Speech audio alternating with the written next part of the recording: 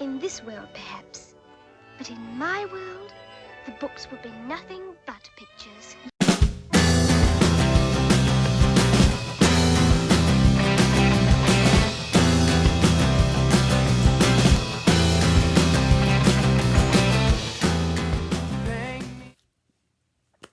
Welcome back to my channel. Thanks for nipping in and watching this video, and thanks to any subscribers that have subscribed to the channel. It's greatly appreciated. Please subscribe if you haven't already. I've been tagged in a book tag, which is awesome, so thanks Criminolly, Ollie from Criminolly, for tagging me. This is a book tag that was originally created by two people, Shelly Swearingen and Jack from Spread Book Joy, and it's an awesome tag. It's called Picture This Book Tag, and the idea is that it's kind of a celebration of picture books, so books with pictures in them, usually associated with children's books.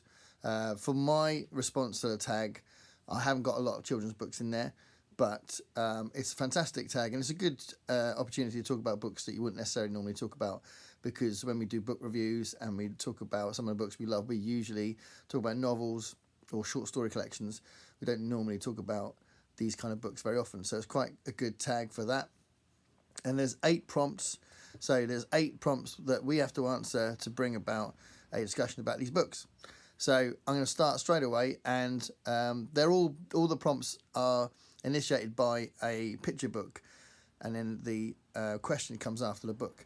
So the first prompt is Love You Forever by Robert Munsch and Shelia McGraw. Name a book that you think you will love forever. So I'm trying to stick to picture books for all of this. There's only one question that's got a book reply that's not a picture book. All the others are picture books. So books that I think I will love forever. I've got quite a few responses to this, actually. So this is my first response. The first thing I thought of, Alice in Wonderland. I absolutely love this book. And this is a really cool edition of it as well, which I was going to talk about in another video. But I've got loads of versions of this, and I will always love this book. I think it's phenomenal. If you don't know much about it, then just read it anyway without any prompts, but I will do a video on this soon. But it's obviously got some really famous illustrations as well. I'll just show you a couple of them, because this is definitely a great example of a picture book. So this is clearly from Through the Looking Glass, because that's Tweedledum or Tweedledee, because he's not in, or because they are not in the Alice in Wonderland story. And then you've got, it's another one from Through the Looking Glass there, look. These illustrations are obviously iconic, but they are so fantastic. That's the Jabberwocky.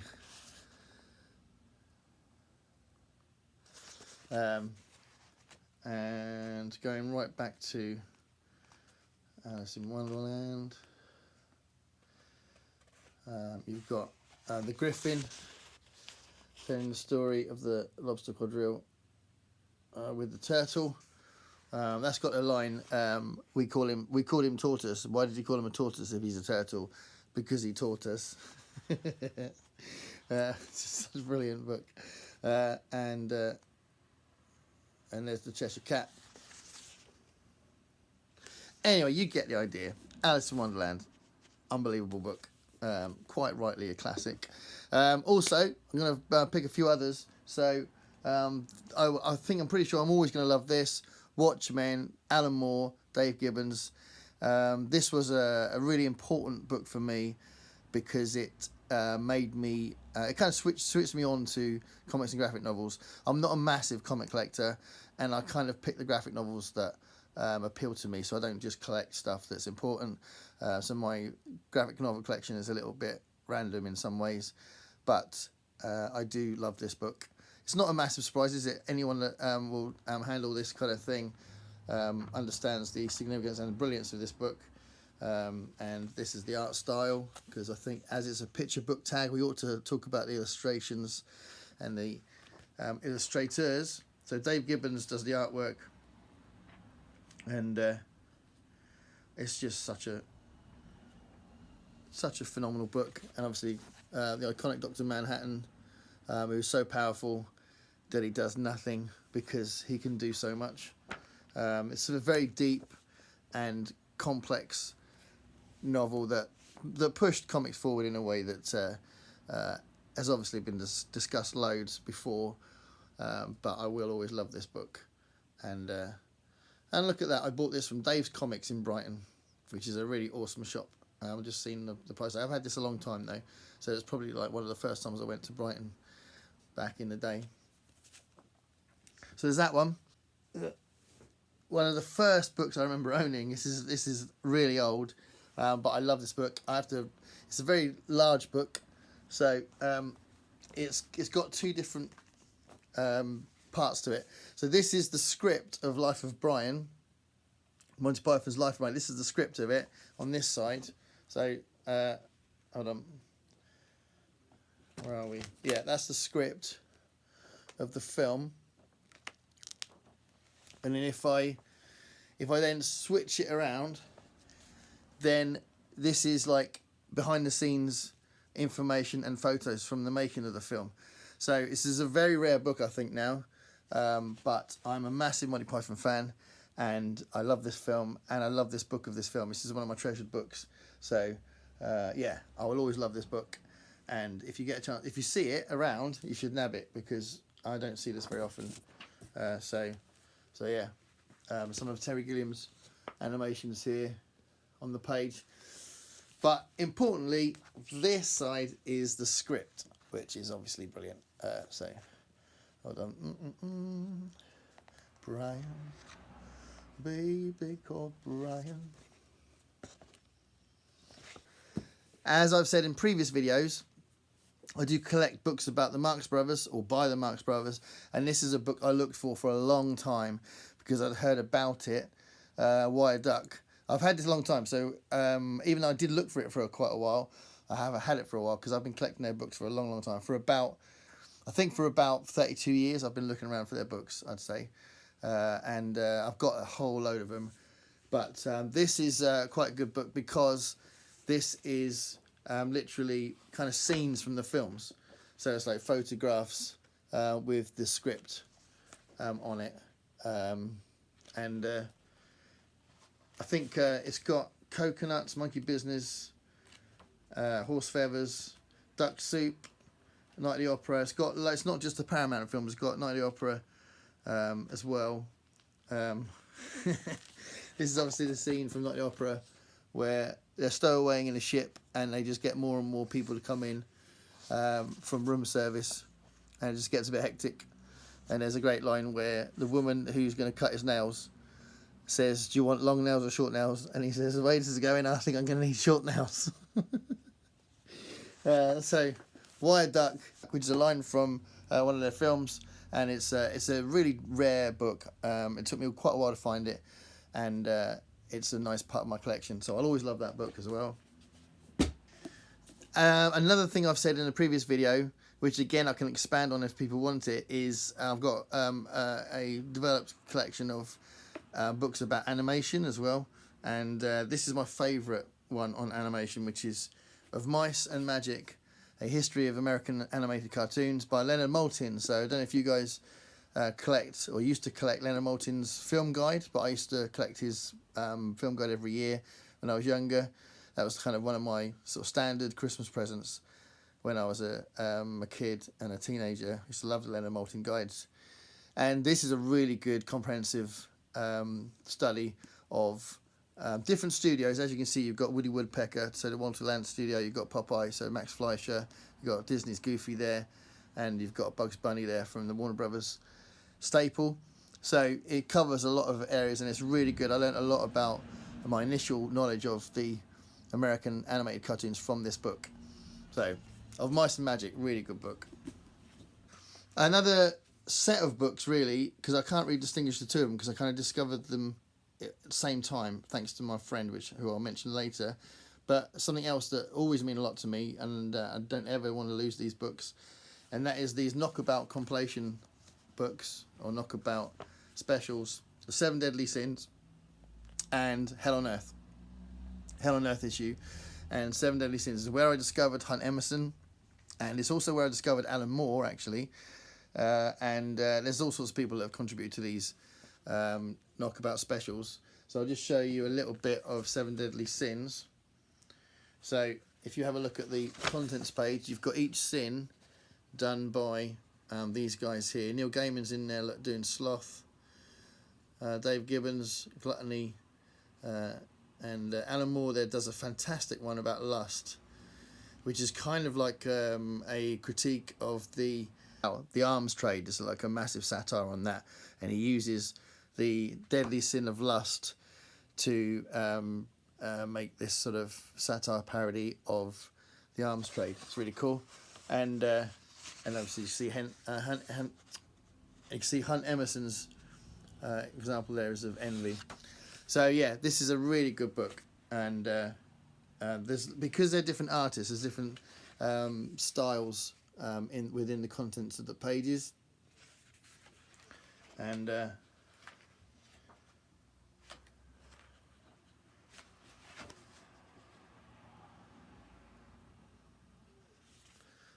that was Gluttony, clearly.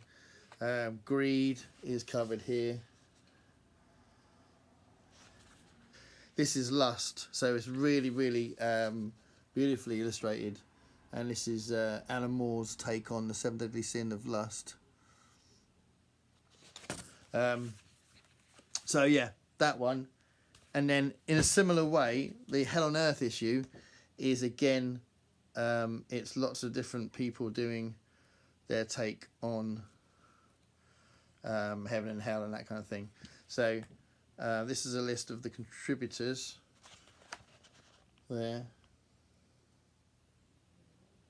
See that? And the big thing for me is my really big introduction to Hunt Emerson, which included his contribution where you go into hell and you've got these kind of images. I don't know if you can see that.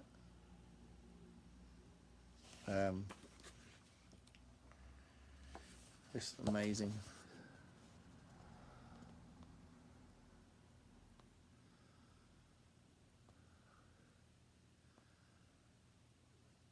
Absolutely blew me away when I read that initially when I was a teenager. Came out in 1984, so I might have actually been about 13 or 14 when I first read that, so that would have had a huge effect on me. So the second prompt is this. The book is Alexander and the Terrible, Horrible, Very Bad Day, written by Judith Viorst and illustrated by Ray Cruz, and it's basically the question of come up with a book that's like a comfort book that you return to for comfort. So because I'm trying to stick to picture books, there's loads of novels and that sort of thing that I might go back to, but sticking to picture books, I've picked one of my most coziest, loveliest, friendliest, softest cartoonist books. So Citizen Dog, if you love dogs, if you're a dog person, you will love this.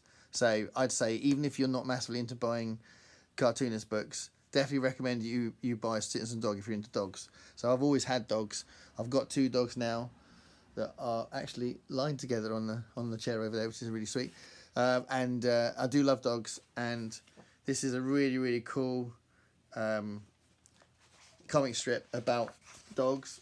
So it's really quite it's just lovely, like getting behind the mind of a dog, and some of it is really observational, and some of it's just really cool and kind of endearing.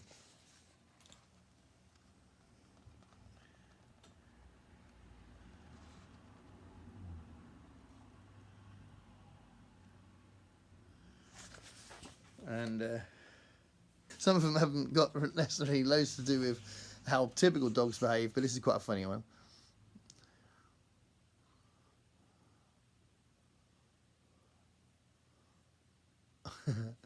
But yeah, it's just a really cool. I just love the way he's drawn as well. So I just love the artwork. And there's loads of cartoon strips in the car, and dogs in cars are quite funny anyway. But Mark O'Hare imagines all sorts of things that happen in his car. So yeah, that's my comfort read for picture books. Citizen Dog, Mark O'Hare. And the other book besides Citizen Dog that I want to mention in this answer about comfort reads is Jim Henson's Designs and Doodles book. So this is a very special book because it's literally a sketchbook from Jim Henson, and you've got, you know, just makes you smile because you imagine sort of the Muppet stuff that came after he did these Doodles. So yeah, always makes me smile. So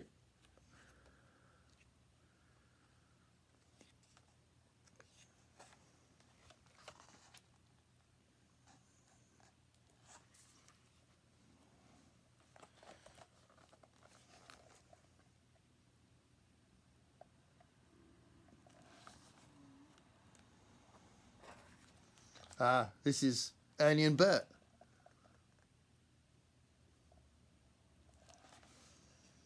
So it's a beautiful book, and it's a very important book for me, but it's definitely a comfort read. So sometimes if I want to be cheered up, that's definitely one of the books I go to. Jim Henson's Doodles. Number 3 is the initial book that's prompting the prompt is The Very Hungry Caterpillar by Eric Carle. So what book sparked your hunger for reading? So again, sticking to picture books. And it wouldn't be right for me to talk about how I got into cartooning as a teenager without talking about The Bus, which I've already mentioned a couple of times on my channel. But I love this book, and I'll just give you a couple of examples. The kind of freaky, surreal comedy of The Bus.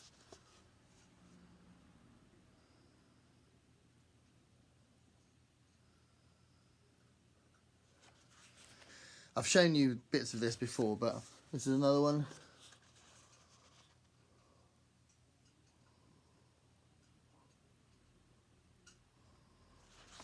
So I absolutely love that book, and it really was one of the key things that got me into cartoonists. And another guy, a French guy called Claude Serret. He was another one that was one of the first cartoons I got into as a teenager. So when we talk about what might have sparked my interest in reading, as it's a picture book thing, I'm talking about things that sparked me into collecting cartoonist stuff. So give you a couple of examples of Serret's work. I just love the way he draws, but his sense of humour is quite cool as well. And also quite cerebral. It takes you a while to get it as well. So this one might take you a while, I don't know. It's like silly things like that.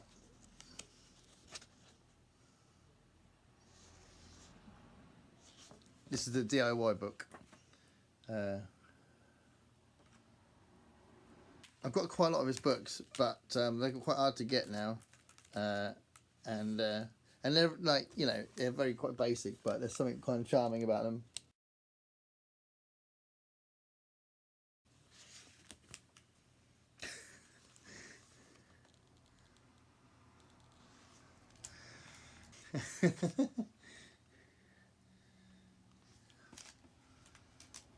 It's quite a good one for any drummers out there. So anyway, Claude Serret was one of those guys that I got into really early on in my days of collecting cartoonist books. Also, another thing that got me into reading was the fighting fantasy books. So I have got a few of these, I think, but this is the only one I could find to do this, but I thought it was a good enough one to illustrate what I'm talking about. So this is Island of the Lizard King, which was the 7th book. Ian Livingstone and Steve Jackson were the two people that wrote them, and they were such a massive part of my childhood. If you did read these, this is probably triggering some great memories. The fighting fantasy books were so important, and all of my mates read them. This is the Choose Your Own Adventure books with some awesome illustrations. So let's find some of the illustrations. And my favourite, out of the illustrations, my two favourite books, as far as the artwork goes, was the 5th one, City of Thieves, and Death Trap Dungeon, the 6th one. But I couldn't find them, so I'll just show you some of the illustrations in these books. It really was my first foray into fantasy art as well, actually, these fighting fantasy books. So And it, you know, it's the classic kind of, if you want to go left, go to 274. If you want to go right, you know, if you want to open the casket, go to 376, all that sort of stuff. Choose your own adventure. Fantastic books. But I don't own a lot of them now. I used to own so many of these. I had about, I don't know, 20 odd, I think, from what I remember.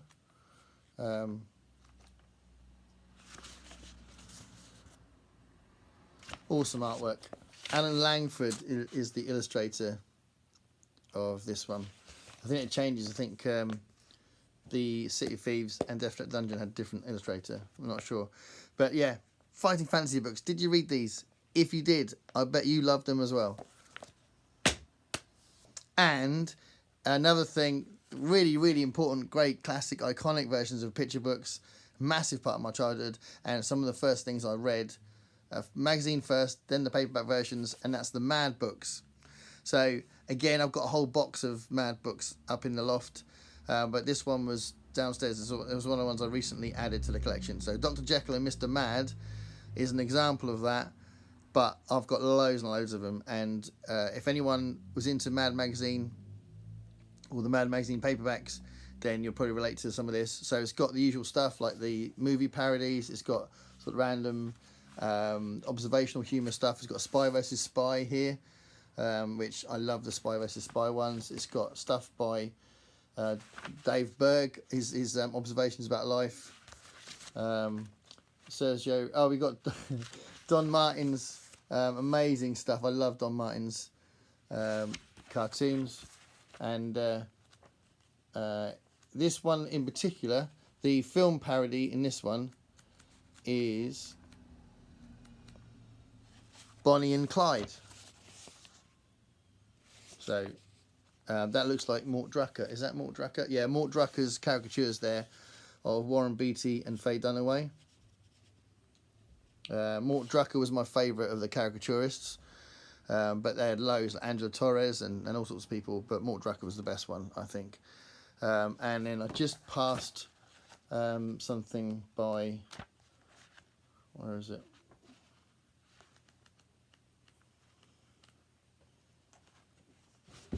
Sergio Aragonés. So Sergio Aragonés is one of my favourite cartoonists. So there's always something from him as well. So yeah, Mad books. Did you read the Mad books? And if you did, you could probably see why I had to include Mad in my picture book video. Okay, number 4 is a difficult one. I found a difficult one to answer. This was Green Eggs and Ham by Dr. Seuss. Can you pick a book that is the most unusual book you've read? So, everything I thought of seemed to have some kind of similar book or a book that came before it or wasn't completely out of the blue. So what I've done is I've picked a book that I haven't read yet, but I got it as soon as I found out about it. I put it on a Christmas list and got it for Christmas once.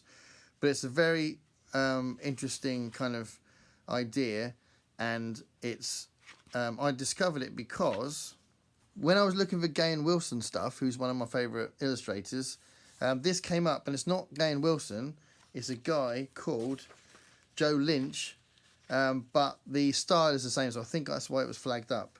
This is some of the illustrations in the book.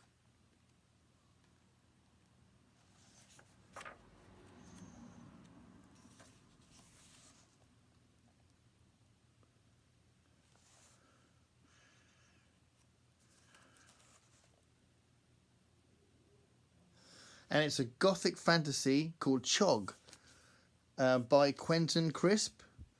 So I'd never heard of anything like this before. Didn't know Quentin Crisp had written something like this. And I've got it. I haven't read it, but I've got it. And I'm going to read it at some point. But I imagine it's quite an unusual find.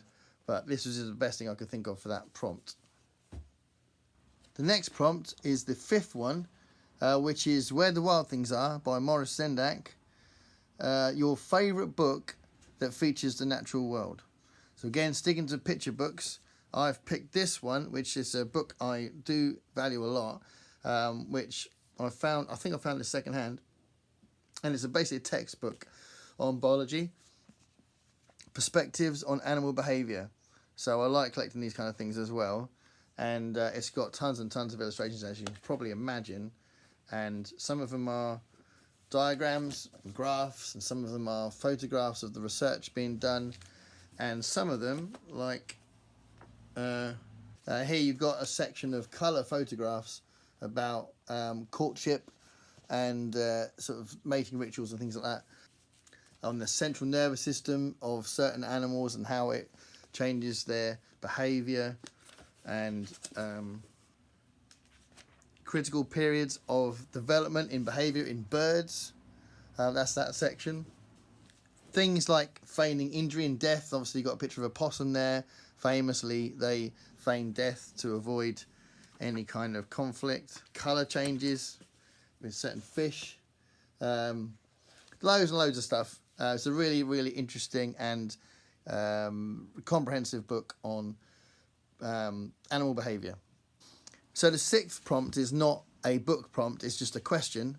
So it's Goodnight Moon by Margaret Wise Brown. Did you read books at bedtime? Have you read books to other people at bedtime? And that kind of thing. So basically my answer to that is I did read to my kids when they were really little. And my daughter in particular, I remember she had this Fraggle Rock book when she was really little, and she kept wanting us to read it over and over again. We knew it off by heart because it only had so many pages, and she always wanted us to read it, the same book, over and over again. And it was quite sweet because, yeah, we just didn't even have to read it. We just knew what each page said. So that was really cool. You know, I remember not recently, but more recently, because there was the 6-year gap. Reading The Hobbit to my son, and you know, things like that. Often people have mentioned The Hobbit when they've talked about this. As far as what was read to me, I didn't get books read to me at bedtime, but I personally do read at bedtime now. I always read before I go to bed. It's usually the last thing I do, partly because it makes me tired, so that's partly why I read at bedtime, but also it's kind of the quietest time of the night, and usually there's the time that I haven't got anyone else around, so it kind of makes sense to read then. So yeah, I do a lot of reading at bedtime. The 7th prompt, the book is Guess How Much I Love You by Sam Bratney, illustrated by Anita Jaram, and it's basically who is your biggest influence on your reading. And what I'm going to mention is there's obviously loads and loads of influences, and I've had loads of recommendations since I've been watching BookTube as well, which has been awesome. But going back to when I first started reading and when I first started getting into books, and especially when I started getting into cartoons and graphic novels and comics and things like that, I'm going to mention an old friend of mine that sadly I don't see as much now. I haven't seen him for a while, but he had a huge effect on me when I was 11, 12, and that was my friend Stephen Hyde. So he won't see this, but name checking my mate Steve, because he had a huge effect on me when I was really, really young, and he had stuff that I didn't know existed, and he used to go to London with his parents, and they used to pick stuff from Forbidden Planet, all sorts of stuff like that, and yeah, he just introduced me to loads of things. So yeah, big up to Stephen Hyde, who is an awesome man. So yeah, that's my response to that one. The last prompt was a difficult one for me to find a picture book for, but it's Giving Tree by Shel Silverstein, and basically the question is, what book have you given most often as a gift? So I've heard other people say the same thing I'm going to say now, and that's that I haven't repeatedly given the same gift very often, because usually when I have given a book as a gift, they've been there's been a different taste, and they've been different kinds of people. But I know I have given this one more than once, and that's the First 15 Lives of Harry August. So this is not a picture book. It's got a great cover, but it's not a picture book. But it is one of my favourite books, and I have, whenever I've found it secondhand or quite cheap, I've got it and then given it away. And this is actually a spare copy that I'm going to be giving away to someone. So yeah, this is one I've given away a few times as a gift. And I know I've done the same for Long Way to a Small Angry Planet by Becky Chambers. That's also another one that I've given away more than once. But as far as picture books go, I can't think of one that I've given away more than once. I have got some spare Gary Larson ones, so if I was able to part with them, it might be a Gary Larson book. So yeah, that's my response to that. So that's all those prompts answered. Hopefully I've shown you some interesting books that may have sparked your interest. But thanks for the tag, and I'm going to tag... it's possible that Michael K. Vaughan might have done this already, but I'm going to tag him anyway just in case. Don't know if he has or not. And I don't know if Fiber Artsy has done it or not. So if she's not done it, I'll tag her as well. But yeah, if you have seen this for the first time and you like the tag, please go ahead and do the tag. And again, please keep watching the videos, because it is nice to be encouraged to do this, because I enjoy it. And see you soon. Thanks. Bye.